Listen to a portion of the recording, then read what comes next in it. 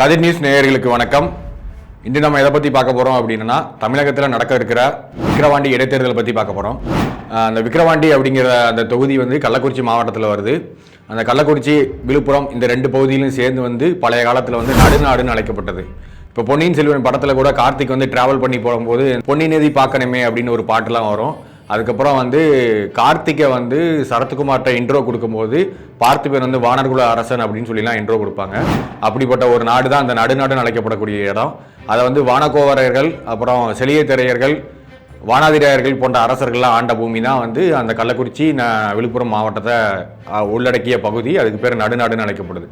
2021 சட்டமன்ற தேர்தலில் திமுக சார்பாக போட்டியிட்ட புகழேந்தி அப்படிங்கிறவர் வெற்றி பெறுறாரு. அவர் திடீர்னு இறந்து போனதுனால தான் இப்போ இடைத்தேர்தல் அங்கே வந்திருக்கு. இப்போ திமுக சார்பாக அன்னியூர் சிவா, அதுக்கப்புறம் பாமக சார்பாக அன்புமணி, நாம் தமிழர் கட்சி சார்பாக டாக்டர் அபிநயா அப்படின்னு 3 கேண்டிடேட் களத்தில் இருக்காங்க. அதிமுக சார்பாக இந்த முறை யாரும் போட்டியிடல, நாங்கள் தேர்தலை புறக்கணிக்கிறோம் அப்படின்னு சொல்லி அதிமுக சொல்லிட்டாங்க. அதுக்கு பல்வேறு காரணங்கள் அதிமுக தரப்பில் வைக்கப்படுது. இருந்தாலும் தமிழ்நாட்டோட முக்கிய எதிர்கட்சியாக, இரண்டாவது பெரிய கட்சியாக இல்லைன்னா முதலாவது பெரிய கட்சியாக இருக்கக்கூடிய கட்சி அதிமுக தேர்தலை புறக்கணிச்சிருக்கிறது அப்படிங்கிறது விக்கிரவாண்டி தொகுதியில் இருக்கிற மக்களுக்கு ஒரு ஏமாற்றத்தை கொடுத்துருக்கு அப்படின்னே சொல்லலாம். ஏன்னா அங்கே சிவி சண்முகம் அப்படிங்கிறவர் ஒரு முக்கியமான ஆளுமையாக பார்க்கக்கூடிய நபராக அங்கே இருக்கிறாரு. அவரை நம்பி தான் அந்த தேர்தல் களத்தில் செயல்படணும்னு சொல்லி அங்கே அதிமுக தொண்டர்கள் நினைச்சிருந்தாங்க. ஆனால் அதற்கு மாறாக அதிமுக தேர்தலை புறக்கணிச்சிருக்கு. விக்கிரவாண்டி சட்டமன்ற தொகுதிக்கு உட்பட்ட பகுதிகளில் எந்தெந்த சமூக மக்கள் பெரும்பான்மையாக வாழ்றாங்க அப்படிங்கிறத பார்க்கலாம். முதல் பெரும்பான்மையில வன்னியர்களும், 2வது பெரும்பான்மையாக பறையர் மக்களும், 3வதா அகமுடைய துளுவலாள முதலியார்களும், பார்ககுல உடையார் ஜாதியை சேர்ந்தவங்களும், தெலுங்குல நாயுடு ரெட்டி ஜாதியை சேர்ந்தவங்களும், எஸ்டி சமூகத்தை சேர்ந்த காட்டு நாயக்கர் அப்படின்னு நிறைய சமூகங்கள் வாழக்கூடிய பகுதியாக இருக்கக்கூடியது விக்கிரவாண்டி சட்டமன்ற தொகுதி. இதில் சிறுபான்மை சமூகங்களாக கருணிகர், வெள்ளாள பிள்ளமார் போன்ற சமூகங்கள்லாம் அங்கே ஓரளவுக்கு வாழ்ந்துகிட்டு இருக்காங்க. அதுபோக பட்டியல் சமூகத்தில் இருக்கக்கூடிய பறையர்கள் நிறைய பேர் கிறிஸ்டினுக்கு மாறி ஆனால் இந்து சர்டிஃபிகேட் வச்சிருக்காங்க. அவங்க கிரிப்டோ கிறிஸ்தவர்களாக வாழ்ந்துகிட்டு இருக்காங்க அப்படிங்கிற தகவல் இருக்கு. அதனால அப்படி கிரிப்டோ கிறிஸ்தவர்களாக வாழக்கூடிய பறையர்கள் கண்டிப்பான முறையில் திமுக தான் ஓட்டு போடுவாங்க அப்படின்னு சொல்லி இந்த தொகுதியில் எதிர்பார்க்கப்படுது. கள்ளக்குறிச்சி, விழுப்புரம் மாவட்டத்தில் ஒரு பிரச்சனை என்னன்னா, பார்ககுல உடையார் அப்படிங்கிற ஒரு ஜாதியும், துளுவ வெள்ளாளர்ல உடையார் பட்டம் பயன்படுத்தக்கூடிய ஒரு ஜாதியும் இருக்கிறாங்க. ரெண்டு பேருமே தங்களை என்ன சொல்லிக்கிறாங்க, உடையார்னு சொல்லி ஒரே லைன் கோட்டில் நிற்கிறாங்க வன்னியர்களுக்கு எதிராக அப்படின்னு சொல்லி சில பேச்சுகள் இருக்கு. ஏன் தினமலர் நாளிதழ் கூட இந்த புரிதலை புரிஞ்சிக்காம அமைச்சர் பொன்முடியை உடையார் சமூகம்னு சொல்லி எழுதுறாங்க. அது பொன்முடி உடையார் சமூகம் கிடையாது, கௌதம சிகாமணியும் உடையார் சமூகம் கிடையாது. அவங்க துளுவ வெள்ளாளர், உடையார் பட்டத்தை பயன்படுத்தக்கூடிய ஒரு ஜாதி. ஏன்னா இதை சொல்றேன் அப்படின்னா, அந்த உடையார்கள் ரெண்டுமே ஒரே ஜாதி அப்படின்னு நினைச்சுக்கிறாங்க. அப்படி கிடையாது, ரெண்டு வேற வேற ஜாதி அப்படிங்கிறது அங்க மக்கள் ஏற்கனவே இருக்கிறவங்களுக்கு ஆல்ரெடி ஏற்கனவே தெரியும். ஆனா இதை சென்னையிலிருந்து பார்க்குறவங்களுக்கு இது தெரியாது. அப்படிங்கிறனால இந்த இடத்துல இந்த தேர்தலின் அடிப்படையில் இதுக்கு சொல்ல வேண்டிய ஒரு சூழ்நிலை நமக்கு இருக்கு. நாம் தமிழர் கட்சியில ஒரு விமர்சனம் 2024 பாராளுமன்ற தேர்தலிலிருந்து எதிரொலிச்சது. அது என்ன விமர்சனம் அப்படின்னா, நாம் தமிழர் கட்சியோட கொள்கையா ஆடு மேய்க்கிறவங்க, மாடு மேய்க்கிறவங்களை அரசு அதிகாரிகளை ஆக்குவோம், விவசாயிகளுக்கு முக்கியத்துவம் கொடுப்போம், பனையர்களுக்கு முக்கியத்துவம் கொடுப்போம்னு சொல்லக்கூடிய நாம் தமிழர் கட்சி 2024 பாராளுமன்ற தேர்தலில் எல்லா தொகுதியிலையும் டாக்டர் படித்தவங்களை தான் கேண்டிடேட்டாக போட்டாங்க, சில தொகுதிகளை தவிர. அதுபோக இந்த தொகுதியிலையும் விக்கிரவாண்டி இடைத்தேர்தலையும் நாம் தமிழ் கட்சியோட வேட்பாளர் அபிநயா ஒரு டாக்டர் தான். ஏன் நீங்கள் ஒரு விவசாயியை நிப்பாட்டக்கூடாது, ஏன் ஒரு ஆடு மாடு மேய்க்கிறவரை நிப்பாட்டக்கூடாது அப்படிங்கிற ஒரு பேச்சு நகைச்சுவையாக சமூக வலைதளங்களில் பேசப்பட்டாலும் அது ஒரு நாம் தமிழ் கட்சியோட கொள்கைக்கு எதிராக இருக்கிறது டாக்டர் நிப்பாட்டுறது அப்படிங்கிறதையும் சில பேர் பேசிட்டு தான் இருக்கிறாங்க. நாம் தமிழர் கட்சி விக்கிரவாண்டி இடைத்தேர்தலில் பிரச்சாரம் பண்ணும்போது ஏடிஎம்கேயோட வாக்கை நீங்கள் எங்களுக்கு செலுத்துங்க அப்படின்னு சொல்லி சாட்டை துரைமுருகனும் சீமானும் பேசுகிறாங்க. நாங்கள் எடப்பாடி பழனிசாமியோட மகன்கள், பிள்ளைகள் அப்படின்ற மாதிரிலாம் பிரச்சாரம் பண்ணிக்கிட்டு இருக்காங்க. பாஜக கூட்டணி சார்பாக தான் பாமக போட்டியிடுது. பாமக ஆதரவாக பாஜக கூட்டணியில் இருக்கக்கூடிய புதிய நீதி கட்சியை சேர்ந்த ஏசி சண்முகம் அங்கே பிரச்சாரத்துக்கு பாமக கூட்டு போச்சுன்னா, அங்கே இருக்கிற துளுவலாள முதலியார்களோ இல்லை செங்குந்த முதலியார்களோ பாமக ஓட்டு போடுறதுக்கான வாய்ப்புகள் இருக்குது அப்படிங்கிறத சொல்கிறாங்க.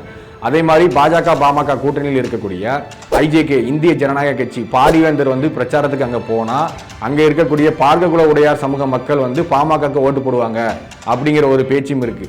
இருந்தாலும் இதையெல்லாம் பொன்முடி தடுத்துருவாரு, கௌதம சிகாமணி தடுத்துருவாங்க அப்படின்னு சொல்றாங்க. ஏன்னா பொன்முடி ஒரு துளுவ வெள்ளாள உடையார் சமூகத்தை சேர்ந்தவர். அவர் ஏசி சண்முகத்தை விட அங்க கள்ளக்குறிச்சி, விழுப்புரத்துல அவங்க ஜாதி மத்தியில ஒரு செல்வாக்கான நபராக பார்க்கப்படுறாரு. அதே மாதிரி தான் கௌதம சிகாமணியும். அவர் ஏசி சண்முகத்தையே ஓவர்டேக் பண்ணி அந்த துளுவலாள உடையார் சமூகத்தோட வாக்குகளை பெற்றுக் கொடுத்துருவாரு அப்படின்னு சொல்றாங்க.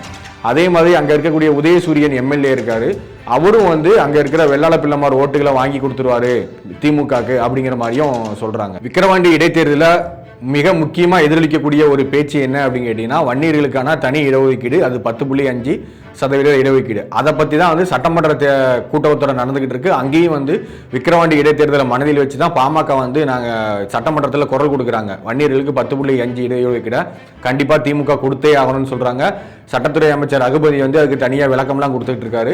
ஆனா இது அரசியலுக்கு கையாளுது பாமக அப்படின்னு சொல்லி திமுக குற்றச்சாட்டு வச்சாலும், இது 25-30 வருடங்களுக்கு மேலா வந்து வன்னியர்களோட ஒரு கோரிக்கையா வந்து வன்னியர்களுக்கான உள் இடஒதுக்கீடு 10.5 அப்படிங்கிறது பேசப்பட்டு வருது. அது இந்த தேர்தலையும் விக்கிரவாண்டி இடைத்தேர்தலையும் எதிரொலிக்கும் அப்படிங்கிறத நம்ம பார்க்கலாம்.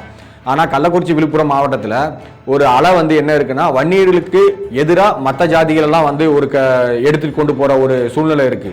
வன்னியர்களுக்கு எதிராக மற்ற ஜாதிகள்னா அதுல வந்து பறையர்கள், அதுக்கப்புறம் இந்த துளுவலாள முதலியார், பார்ககுல உடையார், கோனார், அப்புறம் தெலுங்கு சமூகமான நாயுடு, ரெட்டி, ஆசாரி, எல்லா சமூகத்திலையும் ஒருங்கிணைக்கிற ஒரு வேலையை வந்து பொன்முடியும் கௌதம் சிகாமணியும் பார்ப்பாங்க அப்படின்னு சொல்லி பேசப்படுது. ஆனா திமுக சார்பாக நிறுத்தப்பட்ட கேண்டிடேட்டும் வன்னியர் தான்.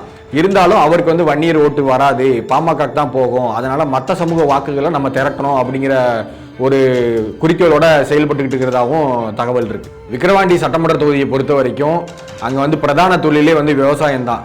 சென்னையை தாண்டி காஞ்சிபுரத்தை தாண்டி போயிட்டோம் அப்படின்னா காவேரி வரைக்கும் வந்து எல்லாமே வந்து விவசாயம் தான் அடிப்படையாக வச்சு தான் வந்து அங்கே மக்கள்லாம் வாழ்கிறாங்க. பெரும்பான்மையாக வன்னியர்கள், முதலியார்கள், பறையர்கள் இருந்தாலும் மேக்சிமம் அவங்க தொழில் எல்லாமே வந்து விவசாயத்தை அடிப்படையாக வச்சு தான் இருக்குது அப்படிங்கிறத சொல்கிறாங்க.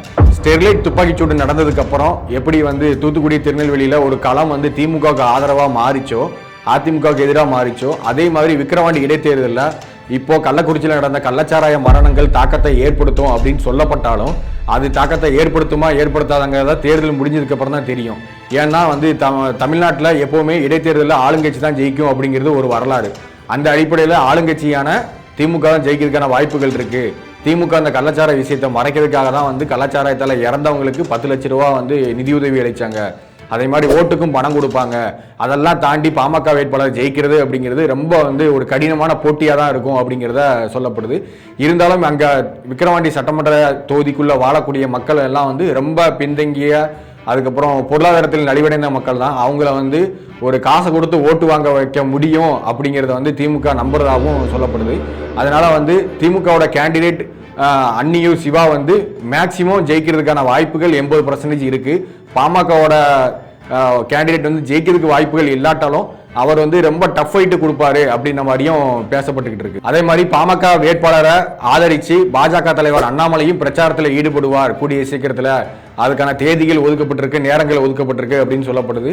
அண்ணாமலையை நம்பி இளைஞர்கள் கூட்டம் ஒரு பக்கம் இருந்தாலும் திமுகவா பாமகவா அப்படிங்கிற போட்டி வந்து கடுமையா இருக்கும். பாஜக போட்டியிடாதனாலையும் அதிமுக போட்டியிடாதனாலையும் பாஜக கூட்டணி சார்பா பாமக போட்டியிடாதனாலையும் பாமக திமுக போட்டி அப்படிங்கிறது கடுமையா இருக்கும். இதுல வந்து அதிமுக பின்வாங்கிருச்சு.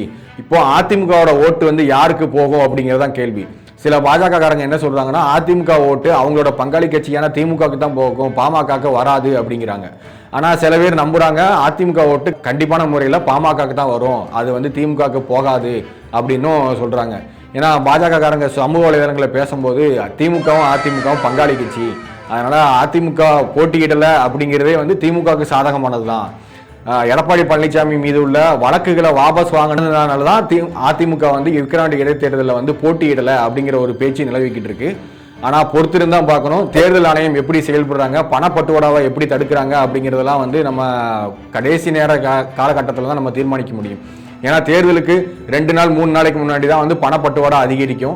அதே நேரத்தில் தேர்தலுக்கு பிரச்சாரத்துக்கு போகும்போதே வந்து ஒவ்வொரு ஊர்ல இருந்து மக்களை கூட்டு போகும்போதே வந்து அவங்களுக்கு பிரியாணி வாங்கி கொடுக்கறது, கோட்டை வாங்கி கொடுக்கறது, எத்தனை பேர் வராங்களோ அவங்களுக்கு வந்து டெய்லி பேட்டா மாதிரி 500 ரூபா 600 ரூபா அந்த மாதிரி கொடுக்கறது, அந்த மாதிரி கூட்டு போய் பிரச்சாரத்தில் ஈடுபடுத்துறது, அந்த வேலைகள்லாம் வந்து அதிமுகவும் செய்யும் திமுகவும் செய்யும். பாஜக இது வரைக்கும் நான் பார்த்த வரைக்கும் அப்படி பண்ணதில்லை. ஆனால் அதிமுக திமுக கண்டிப்பான முறையில் இந்த 500 ரூபா கொடுத்து அதுக்கப்புறம் ஒரு கோட்டரு மதியம் ஒரு பிரியாணி வாங்கி கொடுத்து அனுப்புகிற இதெல்லாம் நான் கண்கூட நேர்லேயே நான் பார்த்துருக்கேன். இந்த மாதிரி சூழ்நிலையில் விக்கிரவாண்டி இடைத்தேர்தலில் திமுகவா பாமகவா அப்படிங்கிற போட்டி வந்து கடுமையாக இருந்தாலும் திமுக ஜெயிக்கிறதுக்கான வாய்ப்புகள் தான் நிறைய இருக்கிறதா சொல்லப்படுது. எது எப்படி இருந்தாலும் இடைத்தேர்தலில் ஆளுங்கட்சி தான் ஜெயிக்கும் அப்படிங்கிற ஒரு சிம்பதி வந்து ஒரு 30 வருஷமா வந்து தமிழ்நாட்டில் இருக்குது. அந்த அடிப்படையில் இந்த இடைத்தேர்தலையும் திமுக வேட்பாளர் தான் ஜெயிப்பாரு அப்படிங்கிற ஒரு சூழ்நிலை தான் இருக்கு. இருந்தாலும் வந்து பாமக விட்டு கொடுத்துறாது, ரொம்ப டஃப் ஃபைட்டு கொடுப்பாங்க. ஏன்னா வன்னியர்கள் ஓட்டு ஃபுல்லாமே வந்து பாமக பக்கம் வரும், அதனால ரொம்ப டஃப் ஃபைட்டு கொடுப்பாங்க அப்படின்னு சொல்லியும் பேசப்படுது. இருந்தாலும் கருத்து கணிப்புகளின் அடிப்படையில் பார்க்கும்போது திமுக ஜெயிக்கிறதுக்கான வாய்ப்புகள் தான் அதிகமாக இருக்கு. நன்றி, வணக்கம்.